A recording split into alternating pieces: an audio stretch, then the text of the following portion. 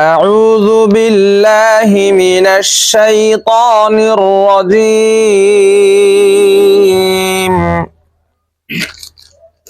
أعوذ بالله من الشيطان الرجيم. أعوذ بالله من الشيطان الرجيم. أعوذ بالله من الشيطان الرجيم. بسم الله الرحمن الرحيم. بسم الله الرحمن الرحيم. يا أيها المدثر. يا أيها المدثر. يا أيها المدثر. يا أيها المدثر. যারা ডেস্কের সাথে হেলান দিয়ে রয়েছেন তারা সোজা হয়ে বসেন, হেলান দিয়ে বসা যাবে না। আর সবাই হাত ধরেন, আঙ্গুল ধরে ধরে পড়েন। ইয়া আইয়ুহাল মুদ্দাসসির। يا أيها المدثر. قم فأنذر.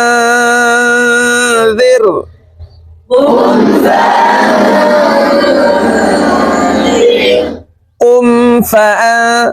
قم এটা কিসের কায়দা? মিম সাকিনের ইজহারে খাস, মিম সাকিনের পরে ফা আসছে, সেজন্য মিম সাকিনকে স্পষ্ট করে ক্লিয়ার করে পড়তে হবে। কুম ফাআনযির। قم فأنذر.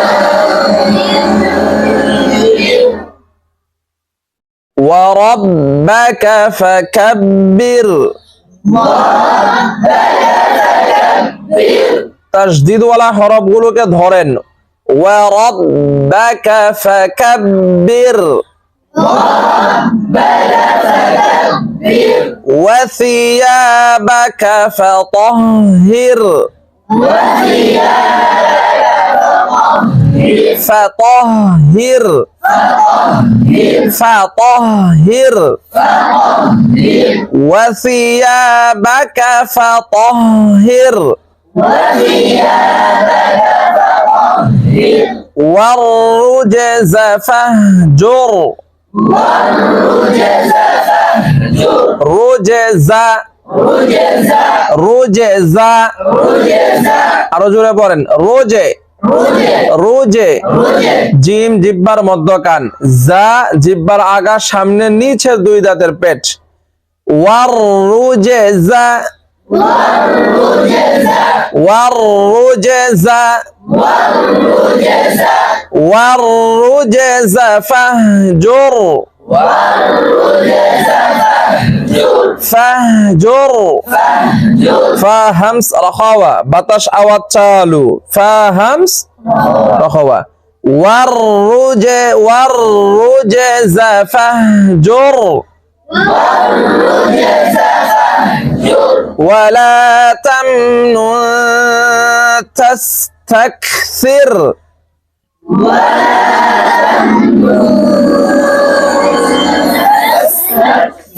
ولا تمنن تستكثر.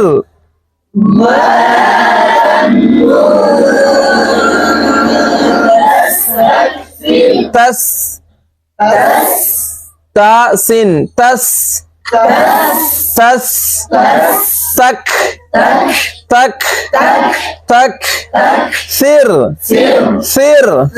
ولا تمنن تستكثر.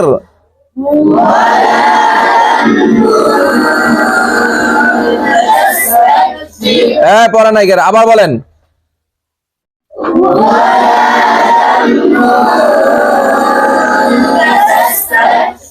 একসাথে হয় নাই ওয়ালা তামনুন তাস্তাকসির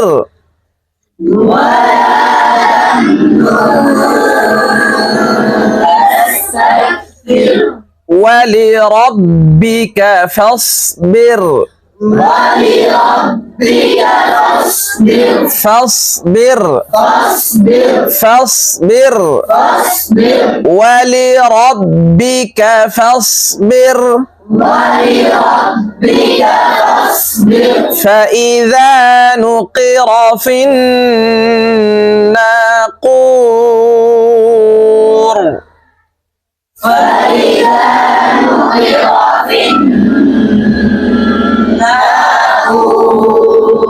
নুন গুণনা করার সময় খেয়াল রাখবেন যেন দুই টুট একসাথে মিলে না যায় ঠিক আছে فإذا نقر في الناقور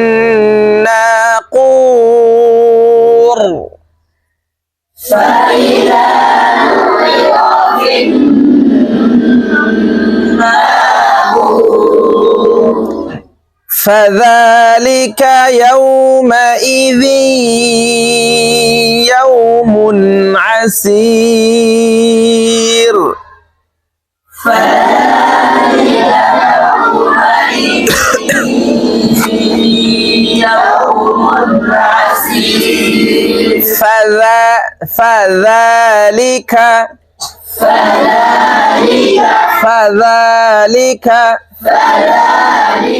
فذلك يومئذ يوم عسير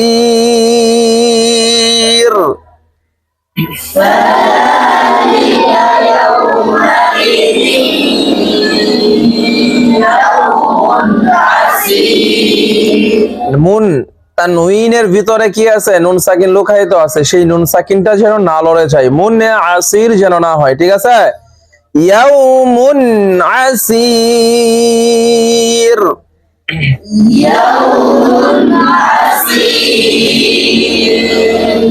আলাল কাফিরিনা গায়রু ইয়াসির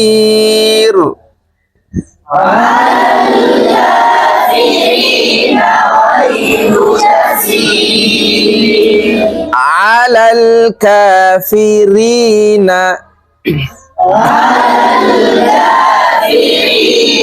على الكافرين كافي كا همس في همس كافرين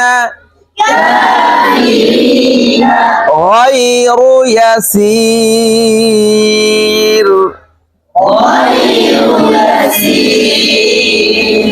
على الكافرين غير يسير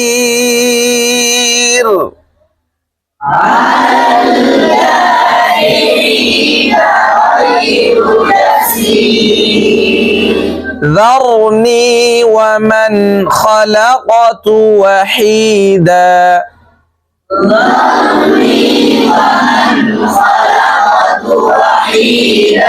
ذرني ومن خلقت وحيدا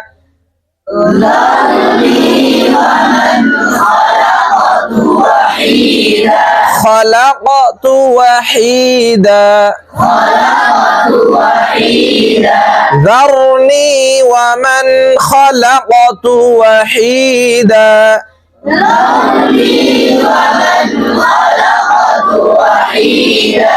وجعلت له مالا ممدودا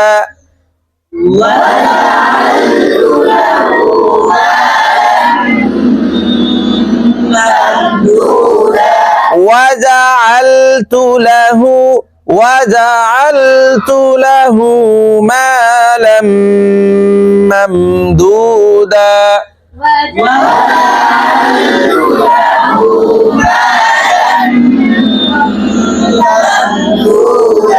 وبنين شهودا وبنين شهودا ومهدت له تمهيدا ومهدت له تمهيدا ومهدت له تمهيدا ومهدت له تمهيدا ثم يطمع أن أزيد ثم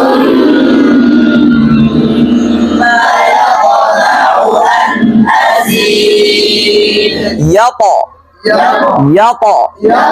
يطمع আবার বলেন ثم يطمع أن أزيد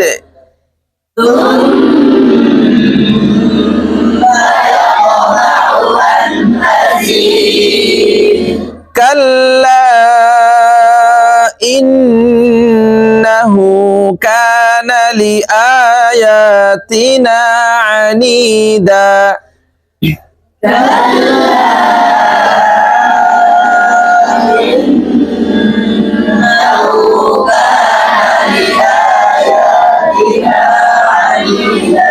কাল্লা এখানে কয় আলিফ টান হবে?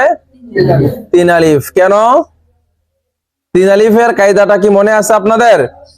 3 আলিফের কায়দা হচ্ছে কি, মাদের হরফের পরে দ্বিতীয় শব্দের শুরুতে যদি হামজা আসে, মাদের হরফের পরে দ্বিতীয় শব্দের শুরুতে যদি হামজা আসে তাহলে এখানে 3 আলিফ টান হয়, মধ্যে মুনফাসিল, ঠিক আছে না? আর যদি হামজাটা একই শব্দে আসে, মাদের হরফের পরে যদি কি একই শব্দে হামজা আসে তাহলে ওইটা 3 আলিফ না, এটা হচ্ছে 4 আলিফ। এখন চাই হামজাটা লম্বা হামজা হোক আর গোল হামজা হোক। আমার কথা বুঝতে পারছেন আপনারা? তাহলে 3 আলিফ, আমরা এতদিন পড়া 3 আলিফ মাদ পড়ছি, মাদের হরফের উপরে চিকন চিহ্ন বামে হামজা, আমরা এটা পড়ছি না যে মাদের হরফের উপরে চিকন চিহ্ন বামে হামজা মধ্যে মুনফাসিল 3 আলিফটা নিয়ে পড়িতে হয়। এখানে কিছু গলদ রয়ে গেছে, এখানে কি কিছু ভুল রয়ে গেছে। যে ভুলটা এই যে আমি আজকে যেটা বললাম যে মাদের হরফের উপরে চিকন চিহ্ন বামে হামজা, তাহলেই 3 আলিফ হয় না। মাদের হরফের উপরে 3 আলিফ চিকন চিহ্ন থাক বা না থাক, মাদের হরফের পরে যদি হামজা থাকে, কি থাকে? হামজা থাকে, আর সেই হামজাটা যদি একই শব্দে হয় তাহলে মধ্যে মুত্তাসিল 4 আলিফ।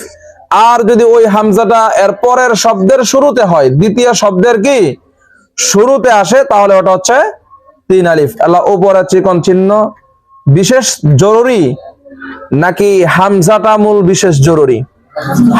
হামজাটা প্রথম শব্দে মানে একই শব্দে নাকি দ্বিতীয় শব্দে, সেটা আগে দেখতে হবে। বুঝতে পারছেন আমার কথা?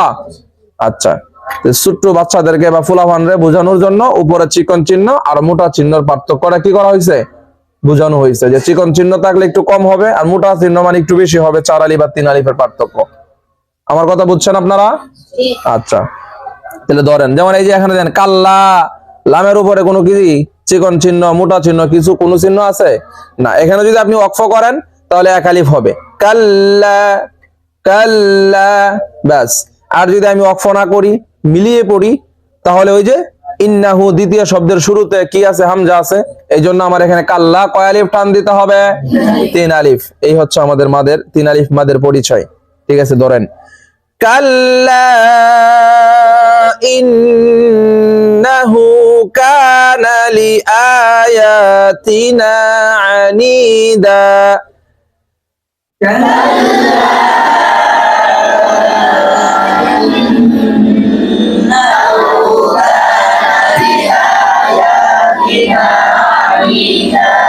سأرهقه صعودا سأرهقه صعودا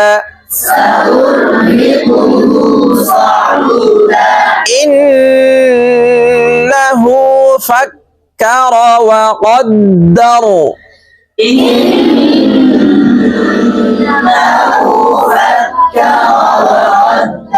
وقدر إنه فكر وقدر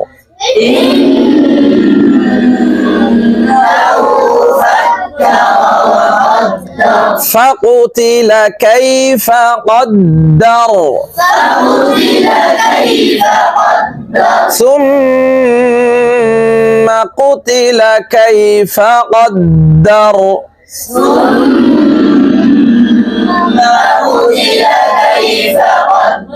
ثم نظر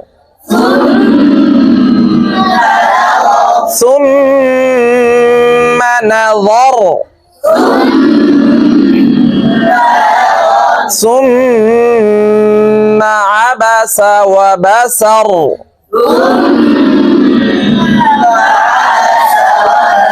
ثم أدبر واستكبر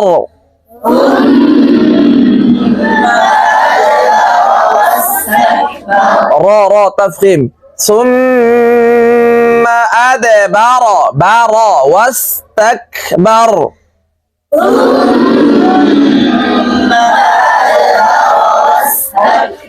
ثم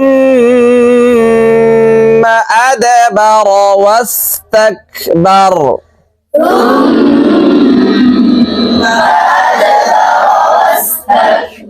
فقال إن هذا إلا سحر يؤثر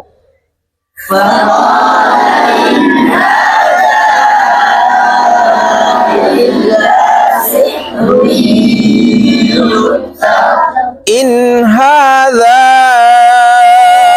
إلا قول البشر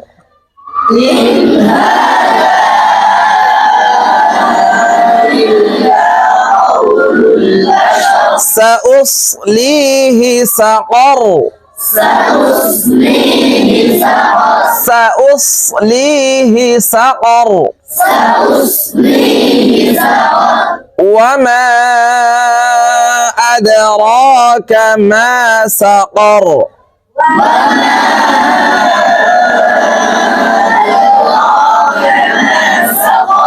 لا تبقي ولا تذر ولا تذر لواحة للبشر